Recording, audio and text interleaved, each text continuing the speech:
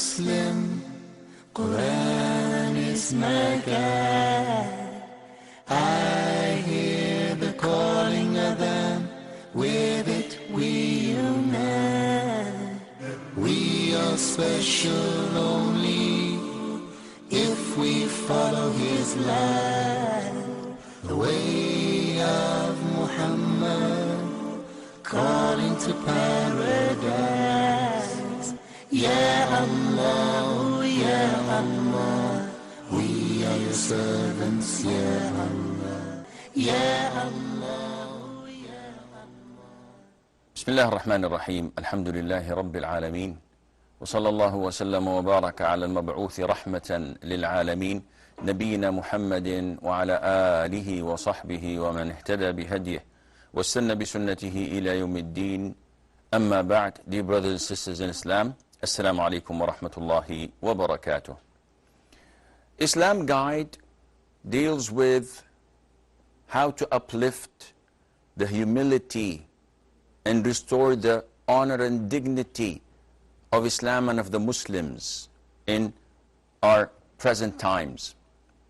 And we always emphasized that this cannot be done without going back to the basics.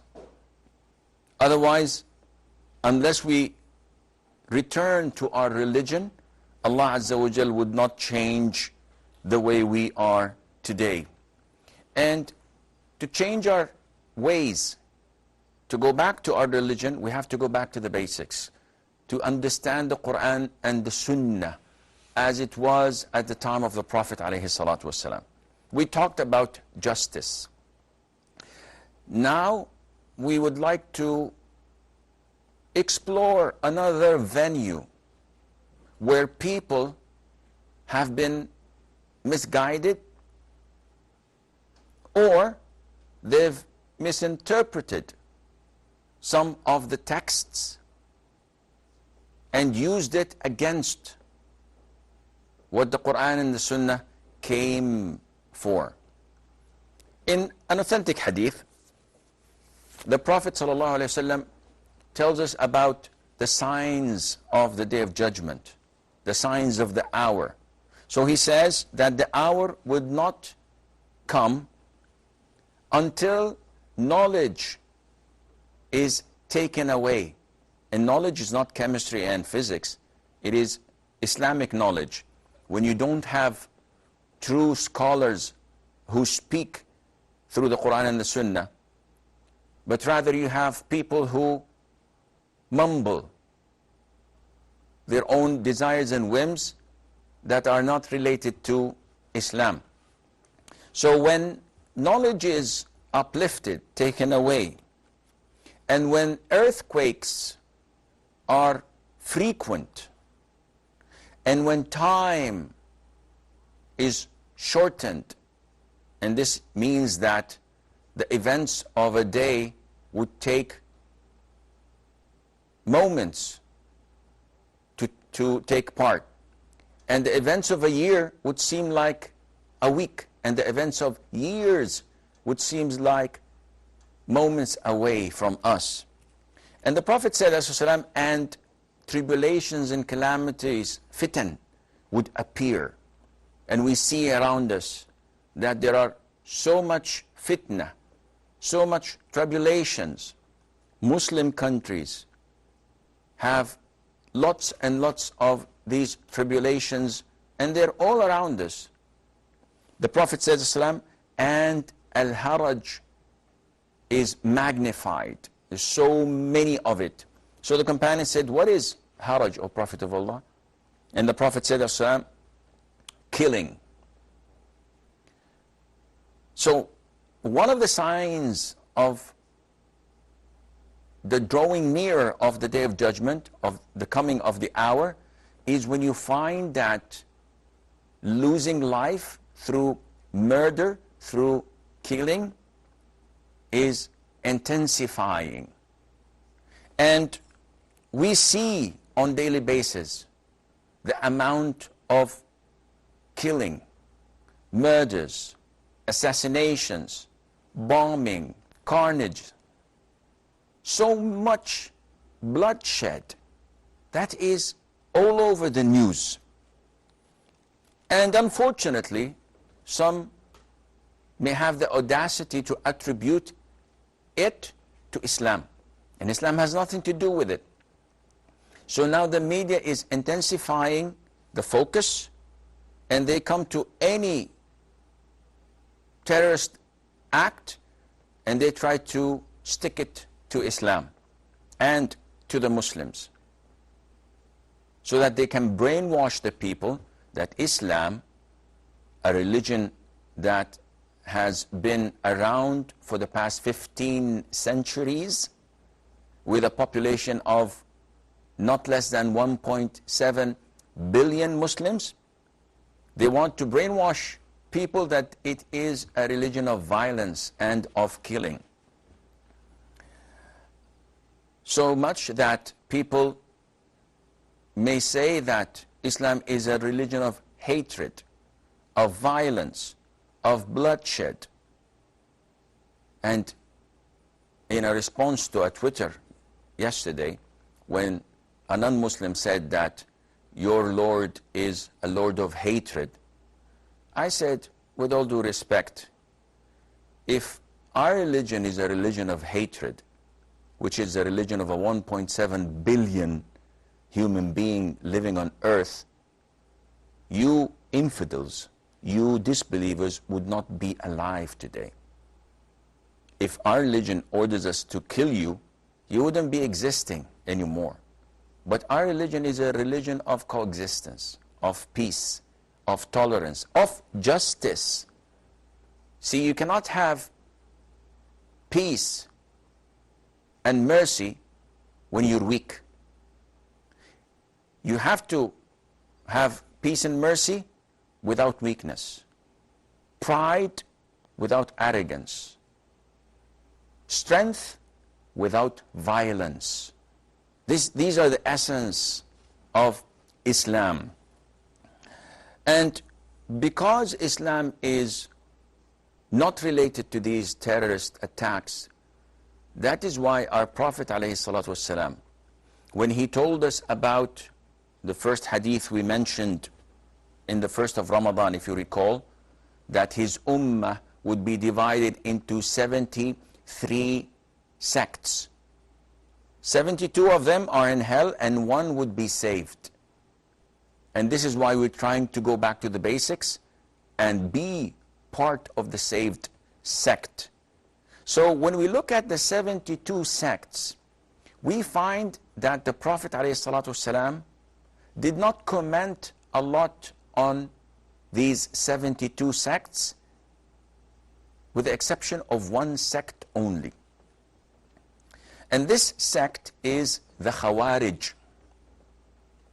And the Prophet did not say one hadith in their regard. He did not describe them in 5 hadiths.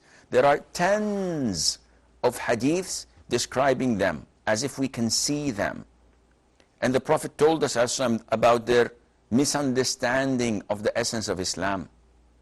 Though they pray a lot and they recite the Quran so much that we would look down upon ourselves when we compare us to them, yet the Prophet told us that their prayers and their recitation of the Quran is in vain and it would not benefit them.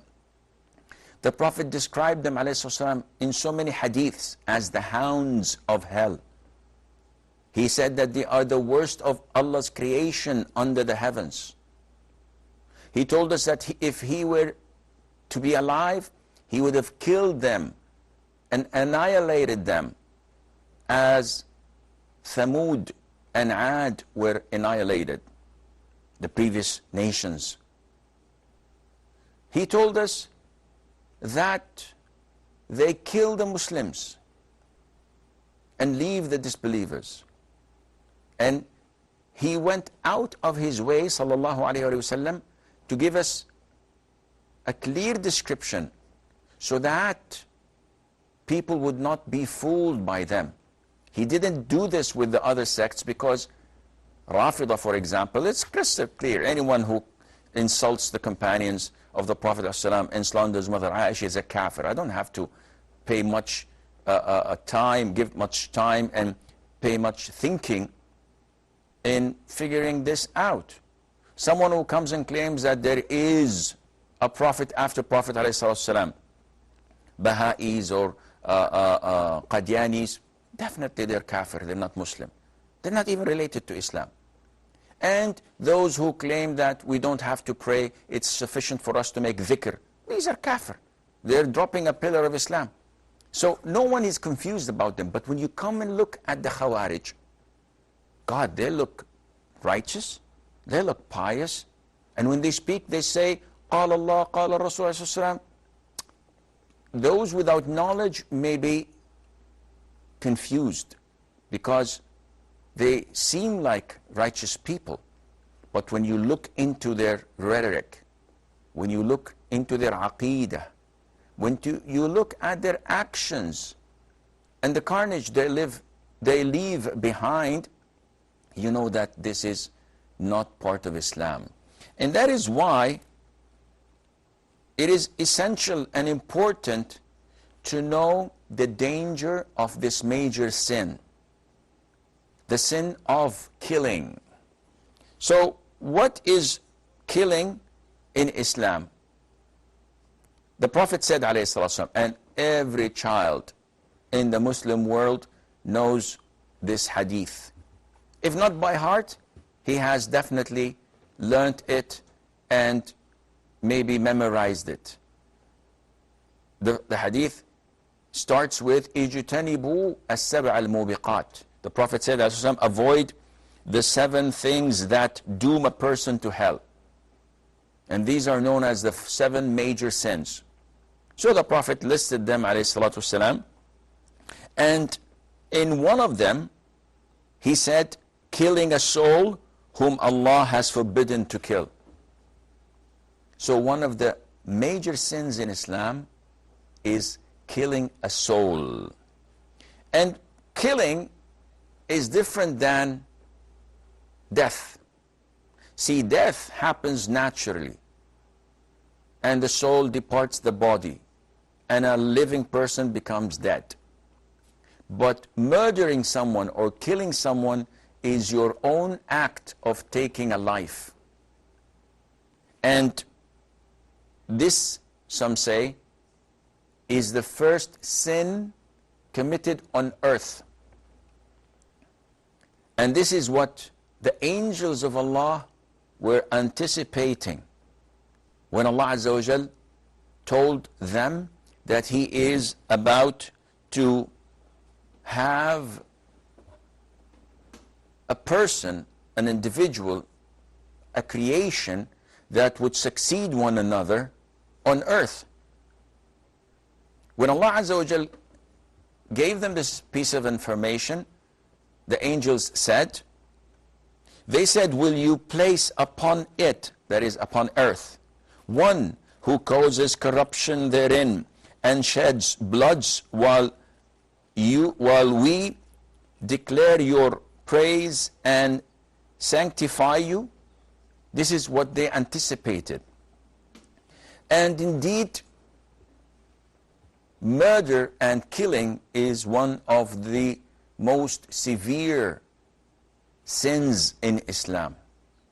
Allah Azza wa Jal mentioned one of the top 3 sins in Islam when He said in the Quran, and those who do not invoke with Allah another deity. So this is shirk. Or kill the soul which Allah has forbidden to be killed. And this is murder. Except by right.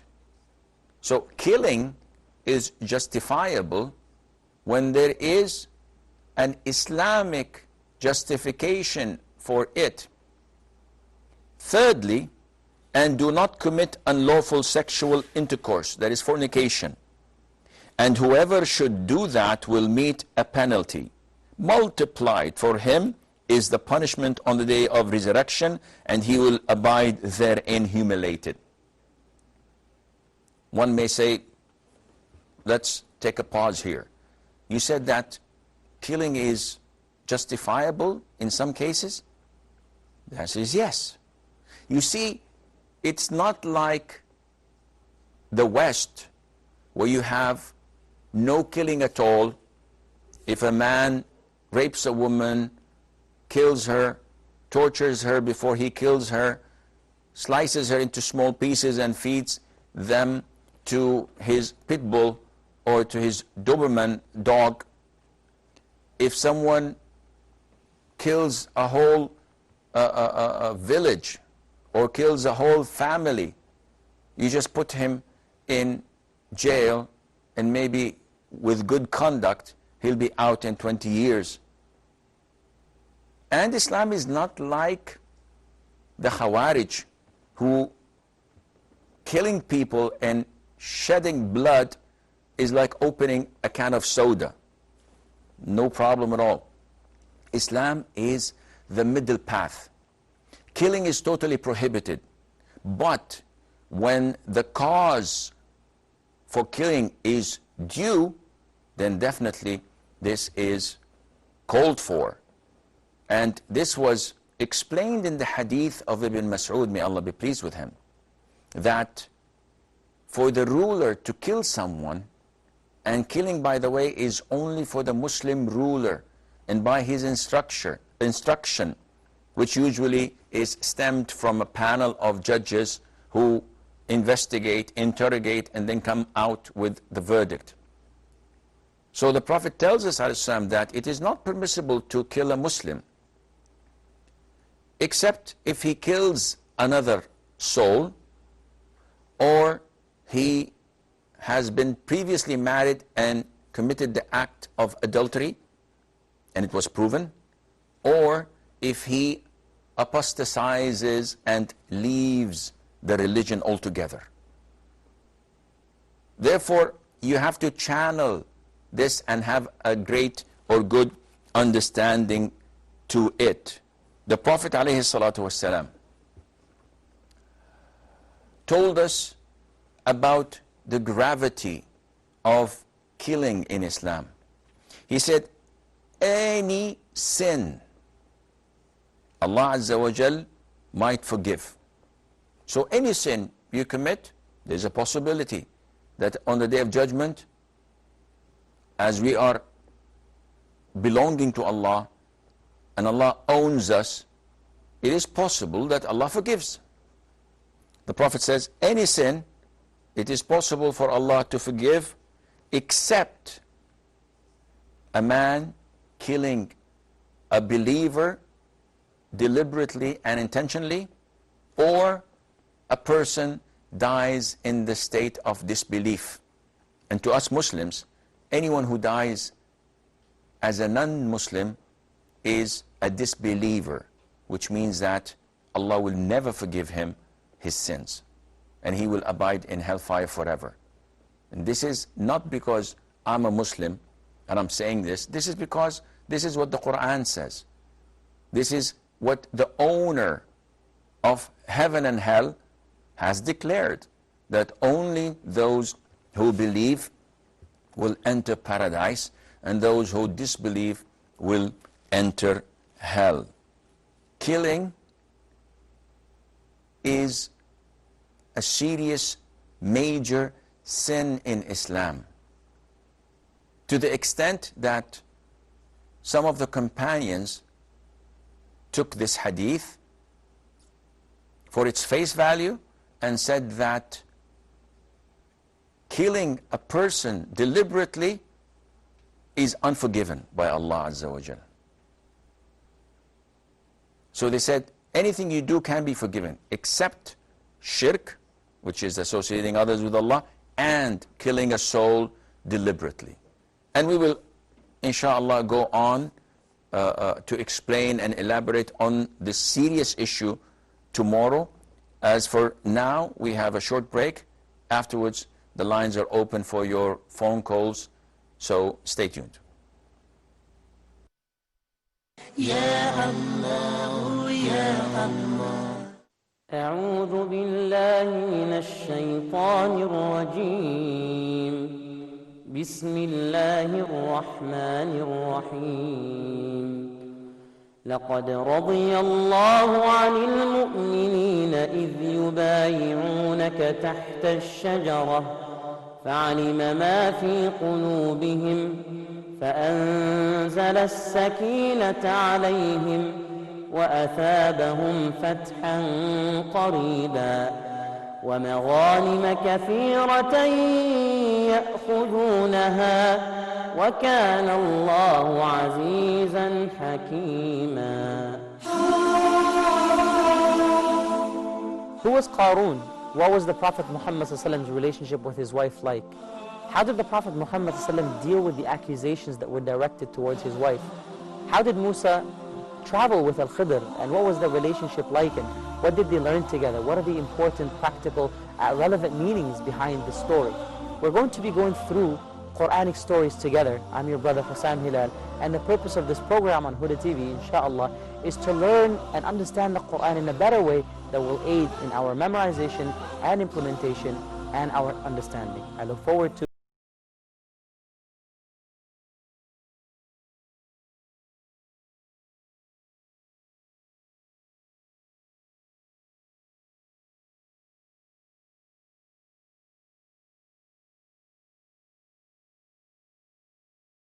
أفلا يتدبرون القرآن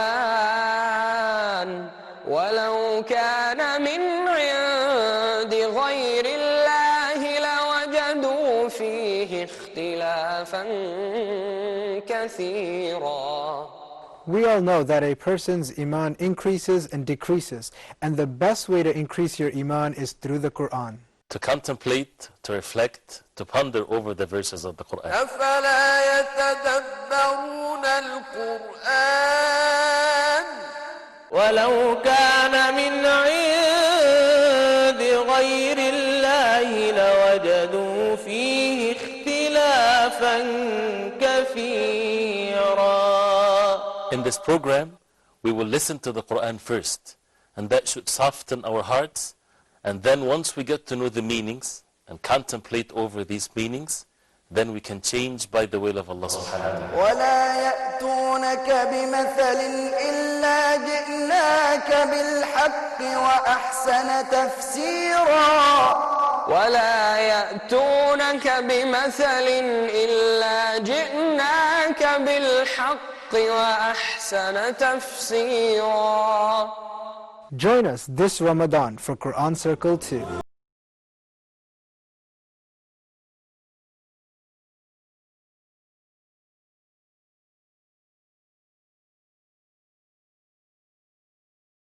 Ya Allah, Ya Allah, we are your servants, Ya Allah. Assalamu alaikum and welcome back. Sister Fatima says that her husband works in Canada and he earns, but he has a separate saving account. So what he earns, he saves some of it and spends some of it, and the rest remains with him, but this doesn't stay for long, maybe 3-4 months, and then it all goes away. So does he have to give zakat on his earning or on his savings? We frequently said that there are two conditions for zakat. Without them, zakat is not mandatory. One, that the money reaches the threshold, which is approximately 595 grams of silver. In reals, it's about 1,800. So in dollars, American dollars, it should be approximately about $450. The second condition is that a whole year passes, a whole lunar year, not Gregorian. By this, it means that it is quite difficult to calculate the actual zakat. Why? Because in Muharram, the first month of the year, I had a saving of like 500. And then in Safar, I had a 300. And then it changes throughout the 12 months. However, I don't have separate 12 wallets to put my savings in. So next year, I look into the Muharram that was compiled, the money, and I say, no, there's no zakah, no nisab. In Safar, I combine Muharram and Safar together and see if it reaches the threshold and then give the zakat on that. This is difficult. It's time consuming and it's confusing at times. Therefore, scholars say that the best way to make it easy for you is to designate, for example, the 1st of Muharram. This is the day when I started work. So the whole year I have no zakat. The following year, the beginning, the 1st of Muharram, I look at whatever savings I have, whether it began a year ago or I deposited it a month ago, regardless. So whatever I have in my possession, I give 2.5%. And I don't care for the rest of the whole year until the time for zakat of the following year is due. Then I do the same process, and this way you would be, inshallah, at ease. She has a second question, and that is that she lives in a non-Muslim country. And we know that in Europe and the US and so on, they do not allow the adhan to be called. And she misses the adhan, and every Muslim misses this. Her question is it permissible to listen to the app on my phone giving the adhan and me repeating behind it? The answer is no. Because adhan is a form of worship. It's a ibadah. It has to be done by an individual present, and it has to be done at the specific time. So listening to it from an app does not do the job, nor listening to it from a recording. However, let your husband call the adhan. Let your son call the adhan in the house, and then he would get the reward of anything in the house that is listening to him. So even the tea table, even the sofa, even the chandeliers, even the carpets, all of this would testify on the Day of Judgment for your son or for your husband who had called the adhan that I heard him calling the adhan and giving the kalima of tawheed, etc. On the Day of Judgment, this is a great reward, and also you can repeat behind him and get the reward as well. And we have a question from Muhammad, I think his name. He says, is it allowed to read the Quran by seeing it while in prayer? This question can have two answers depending on the situation. If a person is an imam, or if I'm praying on my own, night prayer, taraweeh, tahajjud, and I want to open the Quran and read from it so that I can cover as much as possible of it, and at the same time prolong my prayer, or open my mobile phone or PDA or whatever app I can find to recite the Quran, this is acceptable. There's no problem in that. If you're an imam leading the prayer, or if you are an individual praying on your own. However, if you are a ma'moom, if you're praying behind a person, so you're in a masjid and the imam is leading the prayer, what's the ruling on me opening the Quran? Scholars say that this is totally not recommended. Why? First of all, because you will be abandoning a number of sunnahs. The first sunnah is listening to the imam. You're not listening, you're reading. The second sunnah is that in prayer, I should be looking at the place of my prostration. I'm not doing this. I am reading in the Quran. The third sunnah is that when standing, the sunnah is to put the right on the left on the chest. But now you are not putting your right because you're holding the mushaf. And at the same time, you'll be distracting those standing next to you. Because every time you want to turn the page or open the Quran, there are movements that you're making, and those next to you are distracted by it. And finally, when you prostrate, so many people prostrate while holding the Quran, so they put their fist with the Quran held and the palm of the other hand. And this is wrong. You have to prostrate on both your palms. Some of them put it under their arms, but then their prostration would not be complete. Therefore, it is not at all recommended for a Muslim to do this.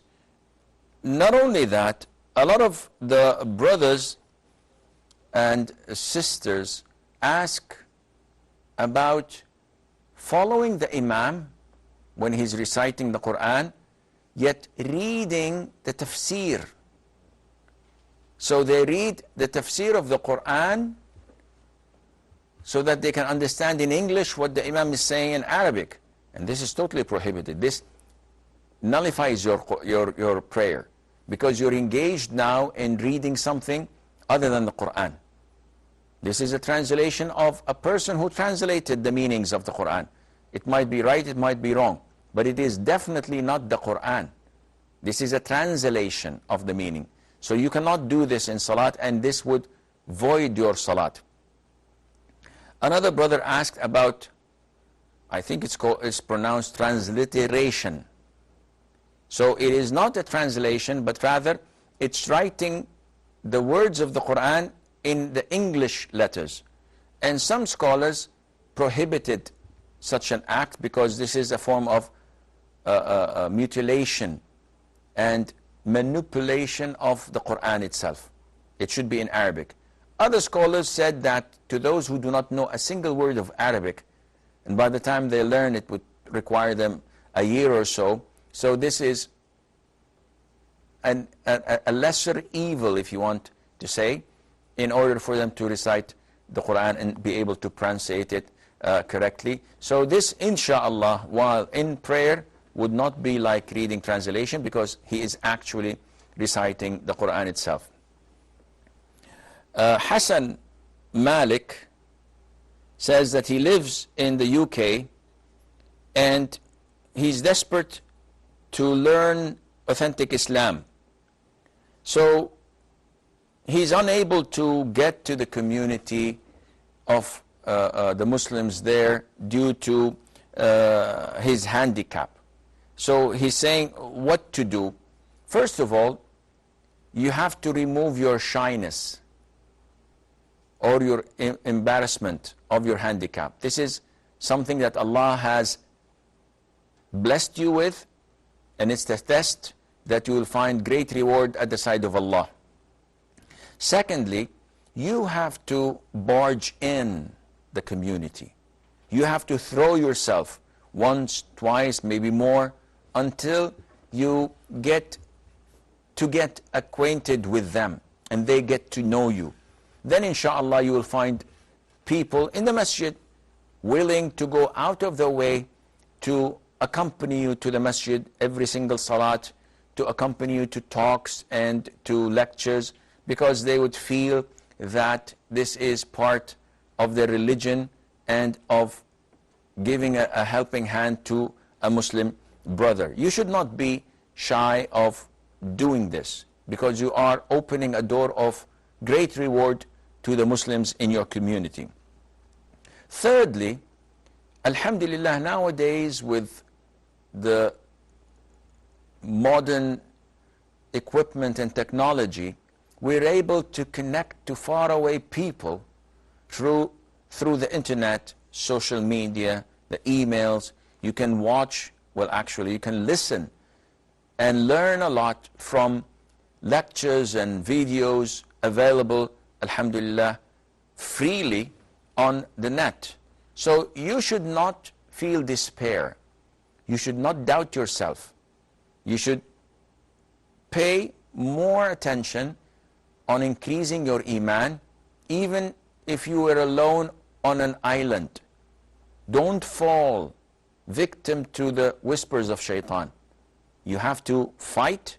You have to look at the positive aspects of your life and invest in them. Utilize them to get closer to Allah Azza wa Jal. I'm reading questions from the emails. I don't know if we have a problem with the phone calls, because I don't see anyone calling, or maybe the program is becoming a little bit boring.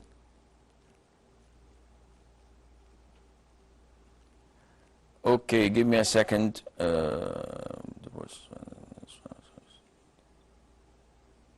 Now the sister says that my husband divorced me while I was in my monthly cycle, on my menses.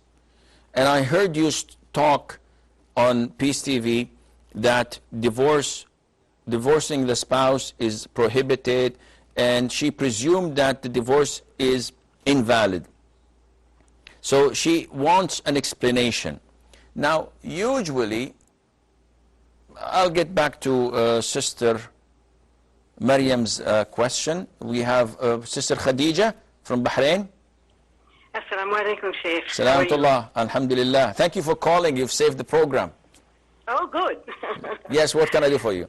Okay, I have 3 questions. That's good. The first one has been bothering me for about 40 years since I've been Muslim. MashaAllah. And that is understanding when Allah refers to himself as we and trying to explain that to non-Muslims. Okay. Second is the difference between inheritance and bequest, because I hear so many times in the States people say we can't inherit from non-Muslims. My parents are not Muslim. My particular parents are not Muslim. We can't inherit, but we can receive a bequest. Can they make the bequest before death, or does it have to be, or can they make the bequest after death, or does it have to be before death? Okay. That's 2. Okay, third question. Third one has to do with the definition of interest. Is it usury, which means like an overabundance or an illegal taxing of money on someone? For example, what a loan shark would do in the States, an exorbitant amount. Or is it any kind of an additional amount of money attached to something where a bank, for example, would charge you or would pay you a percentage of something for your deposit? Okay, I will answer your questions, inshallah. Okay. Sister Khadija had 3 questions, and maybe this would suffice for the whole program, inshallah. And Jazakallah khair for asking, and I hope that I manage. See, I said we, and then I changed it into I manage to solve your 40 years dilemma. In Arabic, this is commonly used, and I use it all the time. When I say, okay, and we will discuss I will discuss, we will try to explain, I'll try to explain. In Arabic, there is the pronoun that refers to the individual, and if that individual is so great and influential, he may use the plural to explain. So I would say, I, the president of so-and-so company. Queen Elizabeth would say, we, the Queen Elizabeth, decree that so-and-so. Sheikh Hassan becomes a knight, for example. Who cares, become a knight or a day? Anyhow, so it comes as part of the language, and it's found in other languages. So when Allah says we, this is Allah, the owner of the heavens and the earths and everything you see and you do not see. He is the most worthy of referring to him in such a glamour and such importance when using the plural. Not that there are others with Allah Azza wa Jal. Allah is one. So I hope this answers your question. We have Muhammad from the US. Assalamu alaikum, Shaykh. Assalamu alaikum barakatuh. How are you, sir? I'm fine, Jazakallah khair for asking. Sir, I have a question about Tablighi Jamaat. Okay. Can you suggest me how we can deal with that? Sometimes in the masjid they catch us and they try to give bayan in some different with different informations, and most of them are fabricated or exaggeration. Okay. But whenever I try to convince them, okay, brothers, these are not authentic, please come to the authentic sources. And whenever I expose myself in this way, and after immediately they just change their behavior, and after a couple of days, most of the time they don't talk to me. Okay. And so how I can deal with that to make them convinced or give them the right way, the dawah? Okay, I will answer. Any more questions? Not for today. Okay, Jazakallah khair, Muhammad. Barakallah fiqh. Amber from Saudi. Assalamu alaikum, Sheikh. Salamullah. Sheikh, I have two questions. Yes. First one, when we are saying about Taraweeh, I notice when we stand up each time for the rakah, or even after the Taslim, when the Imam starts the second rakah, I feel like he right away goes to Surah Fatiha. Shouldn't we first say the Sana, like Subhanakallahumma, that we have to recite it every rakah in the beginning, right? Okay. Surah Fatiha. Second question. I want to know if it's okay to recite Surah Jummah on the day of Jummah. In what? Surah Jummah. Yes, and when? On Jummah. Okay. Yeah, and also what's the ruling on when a newborn is born and people call Adhan in his ear? How is it correct way, or what should we do with the newborn? And people living in non-Muslim countries, when they enter, probably move to a new house, they just call the Adhan just to clear out the effects of jinn or anything. Okay. Should we call the Adhan? Okay. Or what should we do? Okay. And there is no Adhan like that in non-Muslim countries. Okay. Any I more? just want to know the ruling on this. I will answer, inshallah. Ujazakum. Sister Khadija from Bahrain, she says she would like to know the difference between inheriting a non-Muslim and receiving a gift from a non-Muslim, or being part of a will of a non-Muslim. Inheritance is a bond between the deceased and the living. And this bond can only be tied by being on the same religion. So the Prophet said, ﷺ, clearly that a Muslim does not inherit a non-Muslim. And a non-Muslim does not inherit a Muslim. So the bond is not there anymore. So your parents, if they're non-Muslims, you cannot inherit them. By inheriting them, meaning that there is a prescribed percentage or share in their property and wealth for you. By Allah Azza wa Jal, not by man-made laws. But due to the fact that they are of a different religion, you cannot inherit them.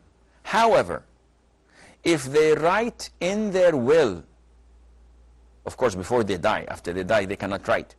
So if they write before their will, I give my daughter so-and-so 1/3 of my wealth and property and everything that I own, or less, this is valid because this is not inheritance. He can do this to a stranger. He can write this to me. And he can do this to the janitor. He can do this to any Tom, Dick, or Harry. This is part of the will he writes. In Islam, each one of us is entitled to devote 1/3 or less, not more. So 1/3 or less, and give it to anyone he wishes, whether to charity, whether to a neighbor, a relative, a friend, with one exception, with one condition, that he does not write such a will to someone who's inheriting. So for example, if I have a daughter and a wife, my daughter will get half, my wife would get 1/8. The rest would go to my siblings, because I don't have a son, I don't have a boy.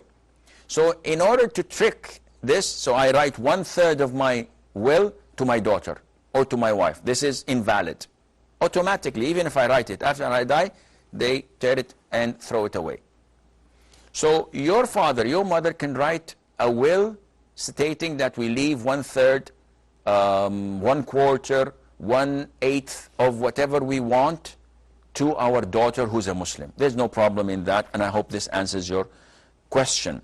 Now, usury is a mouthful, and it would take a lot to explain to you, but in a nutshell, usury, whether it is multiplied so many times as in the old days with the loan shark, you get a loan of $1,000 and you end up paying over the next 20 years more than 100,000 because it keeps on multiplying and accumulating. Or whether it is a small percentage, like the credit cards charge you, for example, it is still usury. So there are different types of riba, but the most well-known is any benefit one gets over a loan, this is riba. So if I deposit $10,000 in the bank in a savings account, this $10,000 is a loan to the bank. It's not a deposit. If it were a deposit, had the bank been burnt to the ground, they would come and say, listen, you gave us a deposit and it's gone. Sorry, tough luck. It's not our fault. But this is not the case. The case is that they will ensure and guarantee giving you back the $10,000. So it is a loan. Therefore, any 0.5% or 1% interest that they add to you, this is considered to be riba. And I hope this answers your question. Muhammad from the US, he says that there are tablighi people in our masjid coming to talk to me, and I try my level best to explain to them that what they're doing is wrong, it is an innovation, it's not part of the sunnah. And I end up with them not talking to me, not giving me salam. I am shocked, by the way, because I know tablighi people to be the most soft-hearted people, the kindest of people, the most generous of people. They're good people. Unfortunately, they are following the wrong school of thought that has a lot of innovations. And in some incidents, they may have some problems with aqeedah as well. So I find it difficult to have them not giving you salam or returning to you salam, unless you were totally impolite or disrespectful to them or said lies and maybe made a scene out of it in the masjid. My approach would be is to always meet with them, have a smile in their faces, talk to them, give them advice slightly and lightly without accusing people or saying that this is kufr, this is shirk, this is, and make them feel like they are already in hell. No, be kind and soft to them, try to bring them closer to the sunnah as possible while keeping the Muslims bond between you. This is the best way, inshallah. Amber says, isn't it in Taraweeh recommended to say Sana or the inauguration dua, Subhanak Allahumma hamdik tabarak asmuk ta'ala jadduk wa la ilaha ghayrak, or wajjahtu wajhi, or Allahumma ba'id bayni wa bayna khataya? It is sunnah. But if one deliberately does not say it, there's nothing wrong. And unfortunately, in Taraweeh, people are focusing much on the quantity rather than the quality. So the way they recite the Quran so quickly, who's running after you? Who are you racing? This is wrong. Why aren't you doing the sunnah of saying Allahu Akbar and saying the dua al-istiftah, then a'udhu shaitan rajim, bismillah. One of the brothers came to me after Salah yesterday and said, what's the ruling on saying bismillah in the beginning? Because the Imam says Allahu Akbar, alhamdulillah rabbil alameen. He doesn't even say bismillah. So these people have to come back to the senses. Reciting Surah Al-Jum'ah on a Friday is not part of the sunnah. Adhan in the newborn ear, this is not part of the sunnah. There is a hadith, but the hadith is not at all authentic. Yet, it is a well-known ritual in the books of fiqh, because the books of fiqh are not usually based on authentic hadith. It is based on what the Imam said, on what the Sheikh said, on what so-and-so said.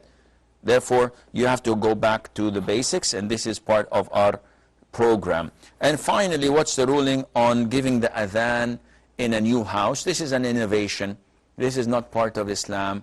Adhan is to be called only at the time of the salat to inform people that the salat time has begun.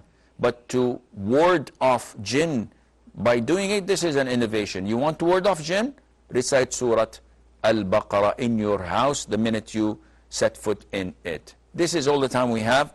Until we meet tomorrow, same time, I leave you fi amanillah. Wassalamu alaikum wa rahmatullahi wa barakatuh. I am a Muslim, Quran is my guide. I hear the calling adhan, with it we unite. We are special only if we follow his light. The way of Muhammad, calling to paradise. Ya Allah, Ya Allah, we are your servants, Ya Allah. La ilaha illallah, Muhammadur